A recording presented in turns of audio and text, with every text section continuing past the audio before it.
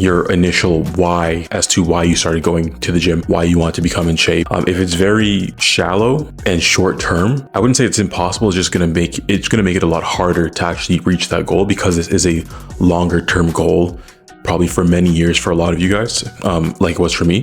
So I'm just going to go through a list of whys for you that may be more beneficial to think about. So the first one that I think about often is thinking about your kids. I don't have kids, but in the future, even like think about being a good role model for your kids. I know like a lot of parents don't even think about that. Honestly, they just have kids and they take care of them, but they're not actually thinking about how the kid looks up to them as the parent. It's my belief that you should want your kids to look up to you. And once you have that understanding or that expectation of yourself, you want to fill that role. So in the future, what I think about is the same kind of standard I would want for myself and my wife. I would want my kid to see me, go to the gym when I don't want to, work out because I know it's important. Obviously, I want to sleep in. Obviously, I want to do things that feel good, but priorities come first, right? And I want to be the example for him to follow so that he can see, hey, when he's doing something or he has a task that he knows he has to do or she has to do, they can look back to their parents and see that when they do these actions or these activities, like going to the gym consistently every morning,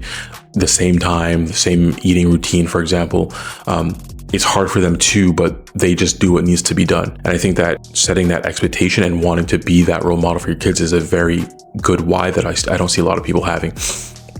I often see the opposite happen, where someone might have an unhealthy lifestyle, know it's an unhealthy lifestyle, get sicknesses and diseases, and then have kids and not want them to go in the opposite direction. Like they don't look at that and go, yeah, I don't want them to be like me. Because it's one thing if you were to just be the person that maybe you're like out of shape or sick or you have illnesses, and you know that you're not really going to change, but then you have kids and then you're like, you know what, I don't want them to go down the same route. That's still good, but I don't even see people doing that. I see just like a repeated cycle where it's like, well, I'm eating like this way, I'm gonna have kids and they're gonna eat the same thing. Like there's not really gonna be a change.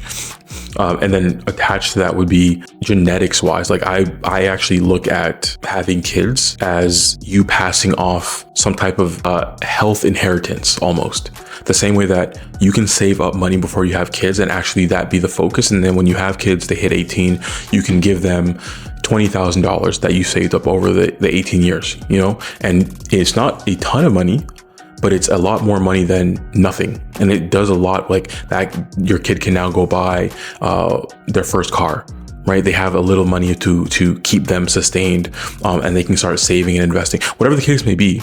But you're giving them something to start off with. You're putting them in a better position to win versus not caring about it at all. And I think the health is the same thing when I think of the person that I would want to date or marry or have kids with, putting our children in the best situation so that they're not born overweight. They're not born with the other version of me that could have been fat and could have passed on high blood pressure. And obviously a lot of these things are genetic, but you do have some control over some type of gene expression that you give to them, right? Like you might have a tendency as a family member to have, the high risk of diabetes, let's say, but you do have the option to express that more in your kid or kind of live a healthy lifestyle so that the chances of them getting the same thing or having to experience those side effects are severely lessened because of you, because you chose to live your life a certain way. You pass on that DNA or that. I'm not a doctor, but this is the way that I kind of think about it. Like I've seen people get really overweight. They weren't naturally overweight, but that's how life happened. And they ate and they didn't work out. And then now they have a kid and the kid is also overweight. Like they didn't really pass off something beneficial to the kid. And now the kid struggles with trying to stay in shape. If that's what they're going to try and do, they struggle.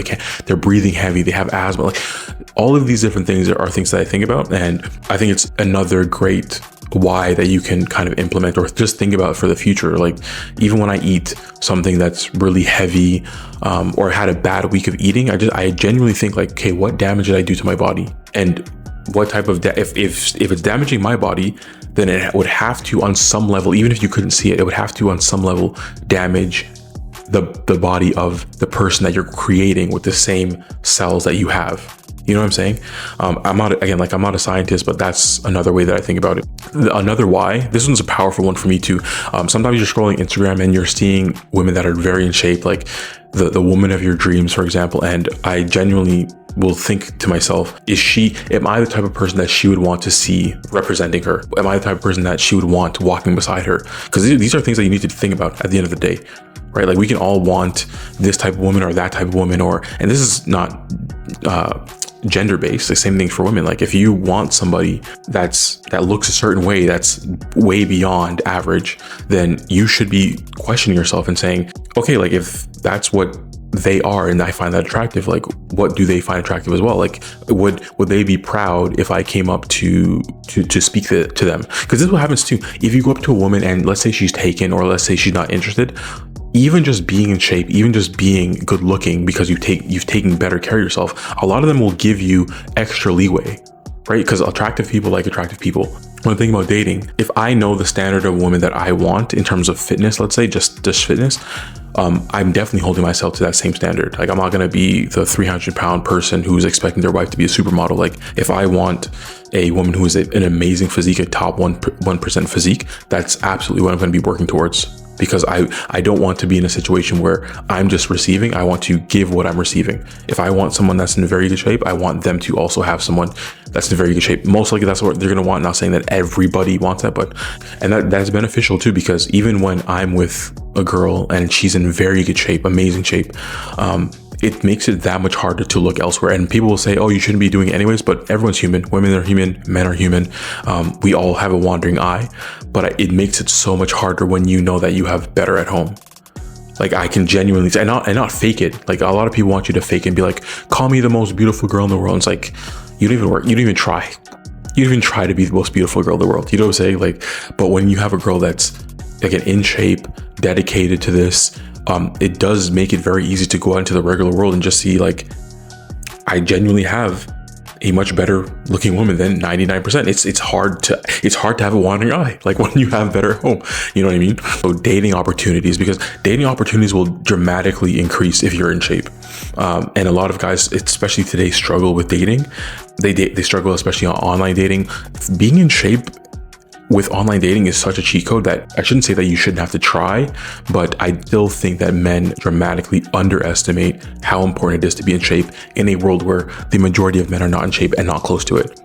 And you have to understand, the window for being attractive as a man is much smaller. And I'll put some examples here. Like ideally, let's say the body fat percentage of a man that most women will find attractive is between 10 and probably 15. And that's not saying that if you're past 15, no one will find you attractive. That's not what I'm saying. But every time I see one of these surveys or these studies where women have to choose between like 10, 12, 14, 16, 20, 30% body fat, they continuously will choose 12 over and over again, right? And that's when your abs are showing. You're not so lean that you look dead, but you have some decent abs, you have a decent chest, your muscles are kind of shapely, you know, your face is kind of slimmed down, so you have like a nice angular face, everything like that.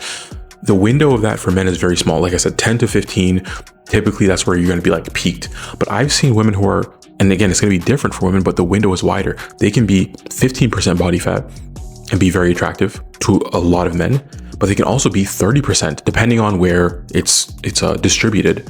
I've seen women who have 30% body fat that a lot of men find very attractive. So you have to understand as a guy, like you don't have the same luxuries to slip up. You start gaining weight, it's going to go to your stomach, it's going to go to your face, it's going to go to all the places that are not beneficial. Women, it goes to like tits, ass, legs, like everywhere that's beneficial. So another why is sexual performance. A lot of men are dealing with erectile dysfunction, low stamina, whatever the case may be.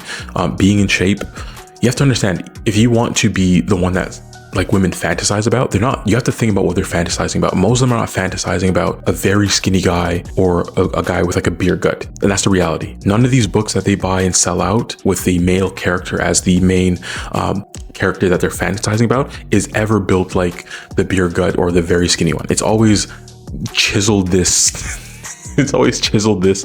It's always muscular and strong this. And again, in that range, there's still variance, right? You can be swimmer strong. You can be basketball physique strong. You can be football physique strong. You can be, Spartan 300. There's different variables or different variances, but it's still within a window, right? If you're actually trying to improve your dating life, you'll be surprised, like I said, how much that will change.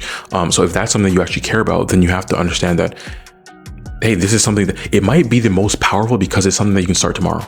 Like if you need more money, it's going to take a while for you to get money. If you need to work on your charisma, that's going to take a while as well. The gym starts tomorrow if you wanted to. Like that's a membership tomorrow, and you start hitting the gym tomorrow. You start doing the cardio. You start learning about this. People have made crazy physiques in 3 months. You know what I'm saying? So I think it's one of the most powerful, but also one of the most realistic because you can start immediately. You can get respect from your career. That's another why, for those who care about it. And it's not so much like people are going to look at you and be like, oh my gosh, this guy's in shape. Like, let's give him $100,000 raise. Like it's not saying that. It's more of, especially if you're in a career that your face and maybe your physique is on display, like on a business card, on a billboard, on a website. These are things that people do notice, and they'll never verbalize it. But as soon as someone can see that you're in shape or you work out consistently, they know that you're disciplined, because almost everybody has tried some physical activity to stay in shape, and almost everyone fails at it in terms of like average life. So when they see somebody, especially the older you get, when they see somebody who's 30, 35, 40, 45, 50, who is supposed to just fall off the wagon, but is still staying on and prioritizing this over drinking and doing all the other things, automatically you can attribute certain things to this person. Okay, I know this person's reliable in terms of consistency. I know they're most likely accountable because they've slipped up too, but they've always brought themselves back towards that goal. When they're driven, like when they have their mind set on something, they don't stop. There's so many things you can attribute to it. So it's just another thing that if you care about leveling up in your career, and your career might have to do with being physically seen, even when you're talking about meetings, like meeting with somebody and they can see physically that you take care of yourself, that's never going to be a negative. I've never seen it play out against you. So this one's personal to me, but it's probably personal to a lot of you too.